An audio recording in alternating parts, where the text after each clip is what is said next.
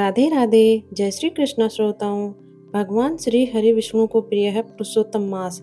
और इस पुरुषोत्तम मास के अध्याय 3 और 4 में हमने सुना था कि भगवान श्री हरि के करुणामय वचनों से अधिक मास को थोड़ी शांति मिली, परंतु उसके हृदय का दुख अभी पूरी तरह समाप्त नहीं हुआ था। तब भगवान विष्णु ने उसे सांत्वना देते हुए एक ऐसा दिव्य निर्णय सुनाया जो उसके भाग्य को सदा के लिए बदलने वाला था। आखिर कैसे मलमास कहलाने वाला यह तिरस्कृत मास भगवान का सबसे प्रिय पुरुषोत्तम मास बना। तो आइए श्रोताओं, जानते हैं पुरुषोत्तम मास महात्म्य कथा के अध्याय 5 और 6 में इस अद्भुत रहस्य को। नारद ने भगवान नारायण से विनम्रता से पूछा, हे प्रभु, जब अधिक मास ने अपनी पीड़ा भगवान श्री हरि के सामने रखी तब भगवान ने उसे क्या उत्तर दिया? कृपा करके यह दिव्य प्रसंग सुनाइए। भगवान नारायण बोले, हे नारद, ध्यान से सुनो। जब अधिक मास अपने दुख से व्याकुल होकर भगवान के चरणों में गिर पड़ा तब उसका हृदय टूट चुका था। वह इतना दुखी था कि कुछ क्षणों के लिए वह मूर्छित हो गया। भगवान के संकेत पर गुरुर जी अपने विशाल पंखों से उसे शीतल हवा करने लगे। थोड़ी देर बाद जब उसे होश आया तो वह आंसुओं से भरी आंखों से भगवान की ओर देखने लगा। बोला, हे प्रभु, मैं आपकी शरण में आया हूँ, अब आप ही मेरा सहारा हैं, मेरी रक्षा कीजिए। उसकी करुण पुकार सुनकर भगवान विष्णु का हृदय दया से भर गया। उन्होंने प्रेम पूर्वक उसे उठाया और बोले, हे प्रिय, अब शोक मत करो। जिसकी शरण ली है उसे कभी निराश नहीं होना चाहिए। तुम्हारे दुखों का अंत अवश्य होगा।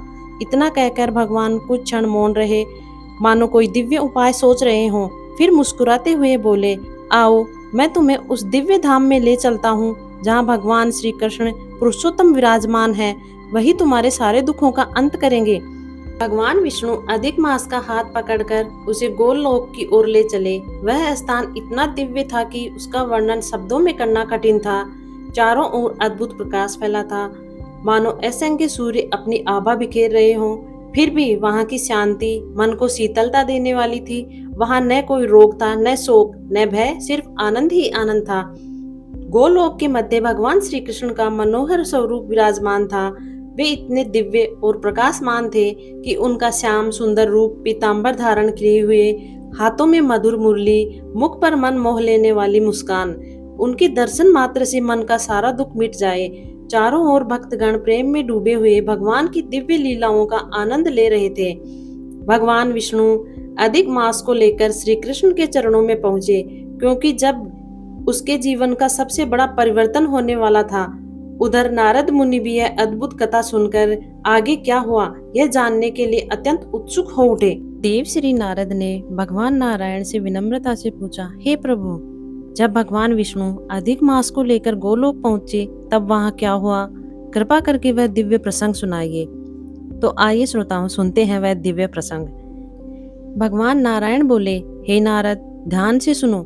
जब भगवान विष्णु अधिक मास को साथ लेकर गोलोक पहुंचे तब उससे दिव्य धाम की शोभा देखकर वे कुछ क्षणों के लिए ठहर गए।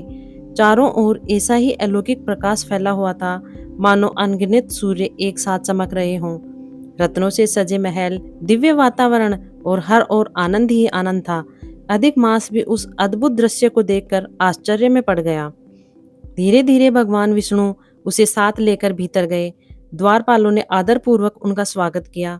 अंदर पहुंचकर भगवान विष्णु ने देखा कि रत्नों से बने दिव्य सिंहासन पर भगवान श्री कृष्ण विराजमान है। उनका श्याम सुंदर स्वरूप अत्यंत मनोहर था। पीतांबर धारण किए, हाथों में मुरली, मुख पर मधुर मुस्कान और चारों ओर प्रेम में डूबे हुए भक्तगण। भगवान विष्णु ने श्रद्धा पूर्वक श्री कृष्ण को प्रणाम किया और उसकी महिमा का गुणगान करने लगे। हे प्रभु, आप संपूर्ण सृष्टि के आधार हैं, भक्तों के दुख हरने वाले और आनंद के सागर हैं। आपको मेरा बारंबार प्रणाम है। इसके बाद भगवान विष्णु ने अधिक मास को आगे लाकर श्री कृष्ण के चरणों में झुका दिया। अधिक मास बहुत दुखी था, उसकी आंखों में आंसू भरे हुए थे। तब भगवान श्री कृष्ण ने प्रेम पूर्वक पूछा, हे विष्णु, यह कौन है? इतना दुखी क्यों दिखाई दे रहा है? मेरे धाम में तो कोई भी शोक नहीं करता, फिर इसके मन में इतना दुख क्यों है? तब भगवान विष्णु हाथ जोड़कर बोले, हे प्रभु, यह अधिक मास है, इसका कोई स्वामी नहीं है, इसलिए संसार में सभी इसका तिरस्कार करते हैं। लोग इसे मलमास कहकर अशुभ मानते हैं, शुभ कार्यों में इसे स्थान नहीं देते। अपमान सहते-सहते यह बहुत दुखी हो गया और अंत में मेरी शरण में आ गया।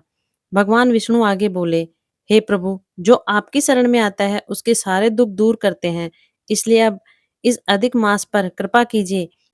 इतना कहकर भगवान विष्णु विनम्रता से खड़े हो गए। उधर अधिक मास भी आशा भरी नजरों से भगवान श्री कृष्ण की ओर देखने लगा। तब आगे क्या हुआ, यह जानने के लिए नारद मुनि भी अत्यंत उत्सुक हो उठे। हे श्रोताओं, अध्याय 5 और 6 में बस इतना ही। आगे के अध्यायों में जानेंगे, क्या श्री कृष्ण भगवान पुरुषोत्तम मास के दुख को दूर कर पाएंगे? क्या उन्हें कोई उचित स्थान मिलेगा या नहीं? तब तक के लिए श्रोताओं, जय श्री कृष्णा, राधे राधे।